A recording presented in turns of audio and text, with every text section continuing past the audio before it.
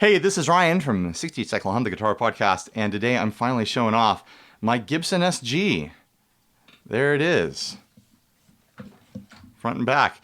But anyways, sometimes I've got this thing hanging on the wall behind me when I'm playing in demos, and I always get questions and comments about it.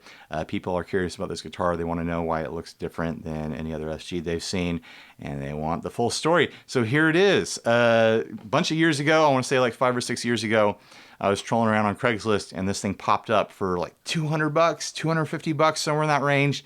And I was like, I'm out the door. I'm going to go get it. I called the guy, and I was the first one to contact him, so I got first dibs on it. It was basically completely disassembled. No pickguard, no pickups, no wiring or knobs or switch or anything. The bridge hardware was off of it. The things that came with it were in a plastic bag, and I took them home with me. It came with the original pickups and the original hardware, like I said. But I put it together, and I ended up going on a bit of a pickup journey with it. I was not happy with the sound of the original Gibson pickups, and I found that anytime I put a PAF style pickup into it, I was still unhappy. I just didn't think it connected well with that style of humbucker.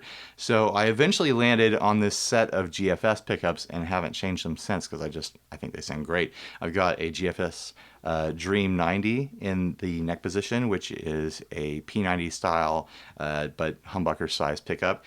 And then I put a GFS Dream 180 in the bridge. And I think this pickup set just complements it really well. It gives me that attitude and sound that I would expect from an SG. But I really can't speak to that too much because this is the first SG I've ever owned. So I don't know what I was expecting. I'm sure the PAFs it came with were probably closer to the standard sound of what an SG is supposed to be. But anyways, the color on this thing, I get a lot of comments and questions about the color. This is not the original color of this guitar. This started its life as a faded SG. You can see the finish poking through there. The previous owner refinished this with rattle cans from Re-Ranch, which are, it's a website that sells nitrocellulose in rattle cans, and you can refinish your guitars with them. I don't think he did the necessary prep work on the original finish for the paint to stick to it right. And nitro is already famous for relicking super easily and super well. It goes on very thin. So that's a natural relic. That's just all from my arm and my sleeves from playing this thing for a couple of years now. I'm honestly not a huge fan of this color. It's not a color I would pick for myself, but it works really well for this guitar, and it's kind of this like greenish Pelham sort of thing. I don't know the official name of this color. It kind of shifts in the light a bit. On the back, it's yellowed in areas. I'm not sure what that's about. That's how it was when I bought it. You can see he painted over some kind of ding there or something. But I'm going to leave it. I'm not going to refinish it. I'm going to let that relicking keep creeping over the body because I think it's kind of a cool look.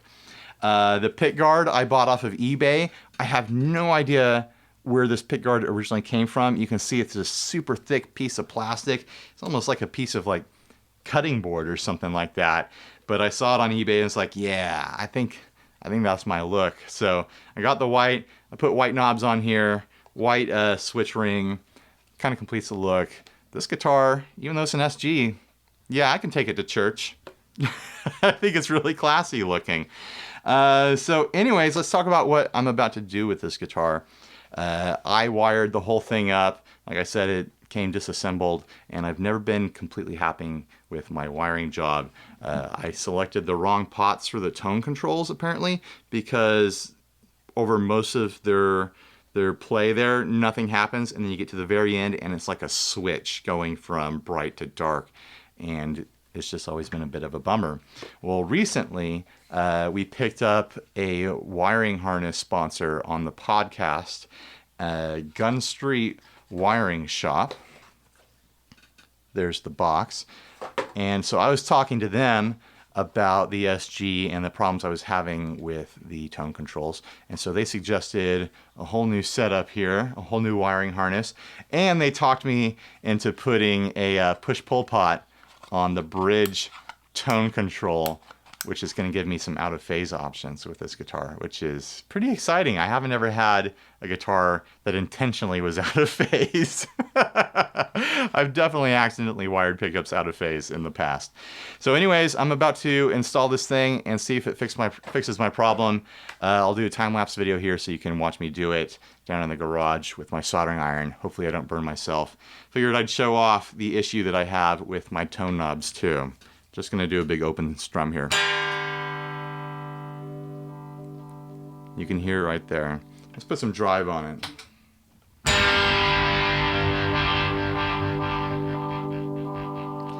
Most of the play, nothing happens. Last little bit of the knob there. Yeah, I want to fix that.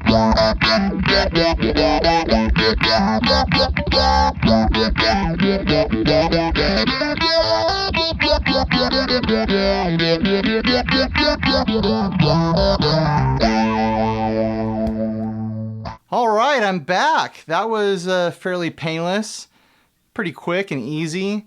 Just soldered, what, 5 different points instead of, you know, like 20?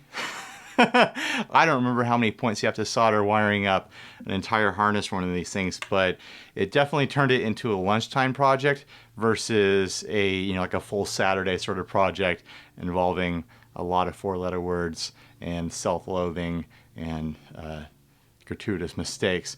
But anyways, it's in there, it works. The tone sweep issue has been fixed. There's a phase push-pull now, which is a bunch of fun.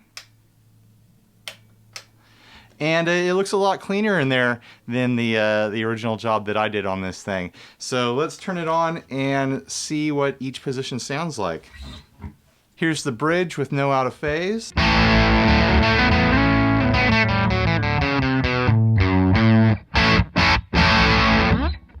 Here it is with the phase switch pulled.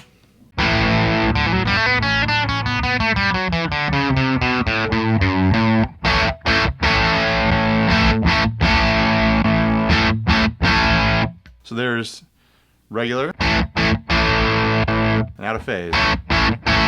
It's got a bit more of like a quack to it.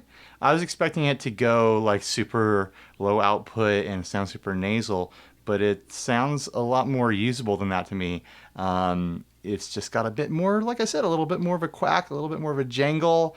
It might stand out better for lead lines or something like that. I'm really interested to play around with this more, see how it interacts with fuzz and dirt pedals and, you know, clean sounds alike. All right, let's check out the range of that tone knob now, since that was a major issue for me.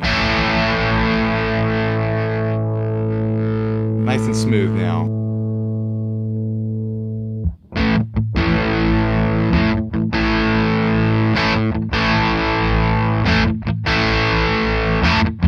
Now that's way more usable. Let's check it out on the neck position.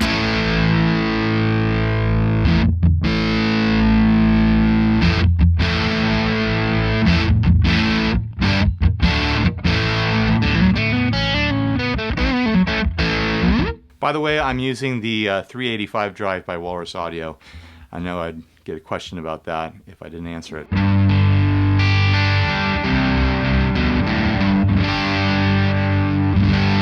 There's the middle position.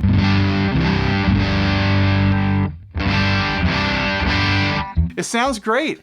The functionality has improved now that it's fixed the issues that, you know, I didn't know what I was doing when I put it together, and I made some sort of mistake either with the wiring or the components I chose. And the tone knobs are now functional. They're not on-off switches. And I'm really excited to try out the push-pull out of phase options here. Easy, you know, kind of like 1 hour lunch project. I'm pretty impressed. I'd definitely do a wiring harness again, especially from these guys. I'm not just saying that because they sponsored the show, but it doesn't hurt. Let's be honest. All right, thanks for watching. Please like, subscribe, dislike, leave me rude and nasty comments if you want to. But anyways, yeah, support us on Patreon if you really like the channel, and watch all our other videos. Later, guys.